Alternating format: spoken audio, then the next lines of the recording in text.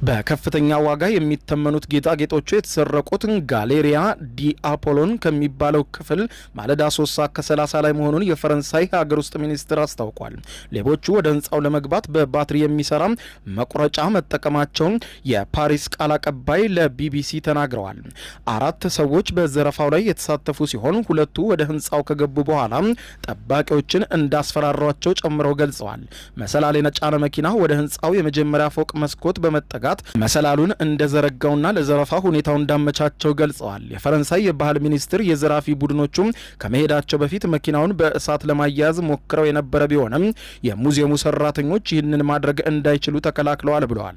በዘረፋው ወቅት የተጎዳ አንድም ሰው እንደሌለ የተገለጸ ሲሆን ከጋላሪው ግን የጠፉት ውድ ጌጣጌጦችና ቅርሶች የተሰረቁ ሲሆን ሁሉም በ19ኛው ክፍለ ዘመን የፈረንሳይ ንጉሳውያን ቤተሰቦች ይገለገሉባቸው የነበሩ ናቸው ተብሏል።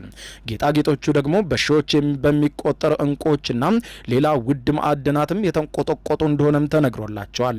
ከተዘረፉት የጸጉርና የጆሮ ጌጣጌጦች መካከል የናፖሊዮን 3ኛ ባለቤት ንግስት ዮጂን ትገለገልባቸው የነበሩ ጌጣጌጦችም ይገኙበታል። የንግስት ዮጂን ዘውድ ዘራፊዎቹም በሚያመልጡበት ወቅት አምልጧቸው ጥለውት በፓሪስ ጎዳና ላይ ተገኝቷል። በተለያዩ የከበሩ ማዕድናት የተዋበው ይህ ዘውድ በ1354 እንቁዎችና በ56 ኤመራልዶች የተጌጠ መሆኑን በሎቨር ድረገጽ ላይ የወጣው መረጃ ሰፍሯል።